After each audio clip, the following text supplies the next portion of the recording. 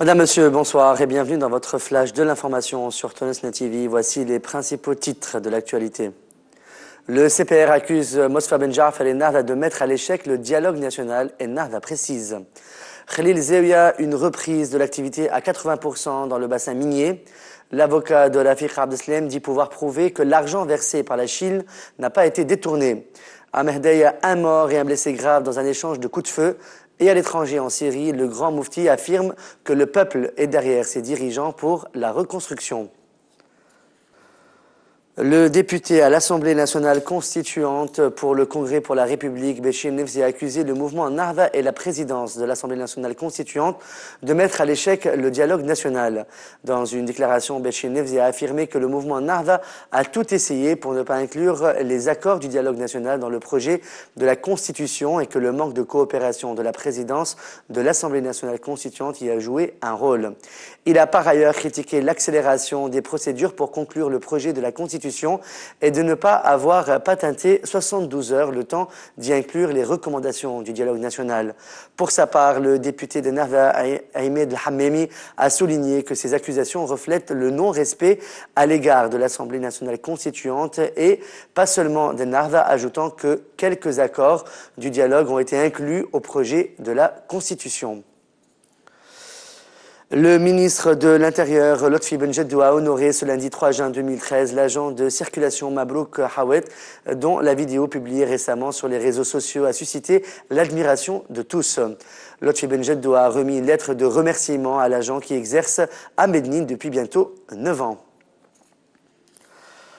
Le député à l'Assemblée nationale constituante, Samir Taïb, a déclaré qu'un certain nombre des membres des commissions de l'ANC vont porter plainte contre le président de l'Assemblée nationale constituante, Mosfa Benjarf, au tribunal administratif.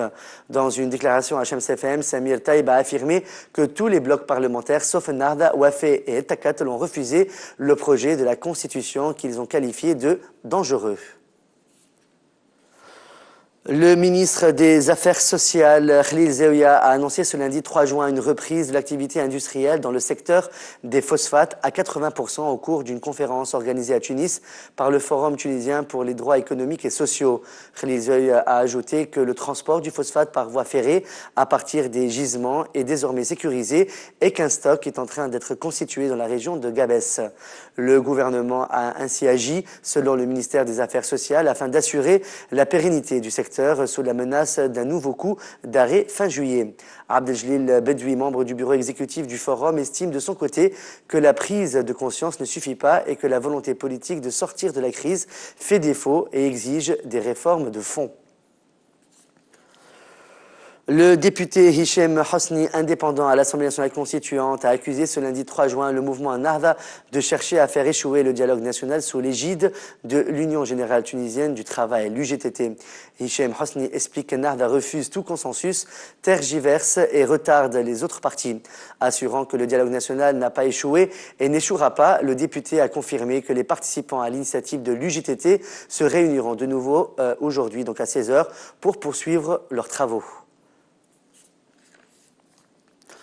Le député Amr Chtewi du CPR, membre du comité de coordination et de rédaction à l'Assemblée nationale constituante, a estimé ce lundi 3 juin que le projet final de la Constitution est un projet d'Ennahda en contradiction avec les exigences de l'étape transitionnelle. Au cours d'une réunion de l'opposition consacrée à l'examen des résultats du dialogue national, Amr Chtewi a mis en garde contre les dangers sur la politique et l'économie sociale qui pourraient causer le projet final de Constitution. Dénonçant une manipulation du texte et en outrepassant de l'avis des experts et de la société civile, Amr Chtewi assure que les prérogatives du président de la République et du président du Parlement sont honorifiques dans le projet final. Le président du mouvement Nidé Tunis, Béchir Qaïd Essebsi, a déclaré ce lundi 3 juin 2013 que le peuple tunisien est musulman depuis 14 siècles, ce en marge de l'ouverture de la conférence internationale La religion et la culture de la coexistence au monde, la réalité et les paris organisés par le Forum de Nidé Tunis pour le dialogue des civilisations, des religions et des cultures. Béchir Qaïd Essebsi a en outre averti contre certaines tentatives d'imposer de nouveaux styles religieux étrangers à la Tunisie. Sa certains essayent d'importer un islam radical étranger à la Tunisie, a souligné Béjir Khalid Sebsi avant d'ajouter « Nous sommes en Tunisie les pionniers d'un islam modéré appelant au dialogue et à la tolérance ». Un échange de coups de feu entre des agents de la garde nationale et de la police et des individus originaires de Malouche dans le gouvernorat de Mehdeïa a fait un mort et un blessé grave alors qu'un troisième individu a été arrêté selon une source médicale à l'hôpital universitaire Tahar Sfar de Mehdeïa. De son côté, une source sécuritaire a révélé à l'agence TAP que ce groupe armé est recherché depuis longtemps. Selon cette même source, les individus en question ont tiré sur une patrouille conjointe entre la police et la garde nationale, ce qui a entraîné un échange de coups de feu lors duquel la bande armée a utilisé des fusils de chasse sophistiqués. À l'international maintenant, le grand mufti de la République arabe syrienne, Ahmed Badreddine Hassoun, a confié dimanche que le pays commence à récupérer de la crise dans laquelle il est plongé et que le peuple syrien est rassemblé derrière ses dirigeants pour la reconstruction. Le mufti assure que le monde commence à comprendre que ce qui a été dit au sujet des affaires syriennes est un mensonge et que la Syrie n'est pas qu'un régime mais une nation. Ahmed Badreddine Hassoun souligne que la Syrie a été opprimée par ses enfants, ses ennemis et ses frères. Soyez calmes, détendus et nous trouverons une solution à tout cela, a lancé ce lundi 3 juin le Premier ministre turc Recep Tayyip Erdogan lors d'une conférence de presse tenue à l'aéroport d'Istanbul avant son départ pour le Maroc puis la Tunisie. Le chef de l'exécutif, accusé de vouloir instaurer un régime islamiste dur par des manifestants attachés à une société laïque et démocratique, a affirmé que les Turcs ne doivent pas céder aux provocations d'éléments extrémistes.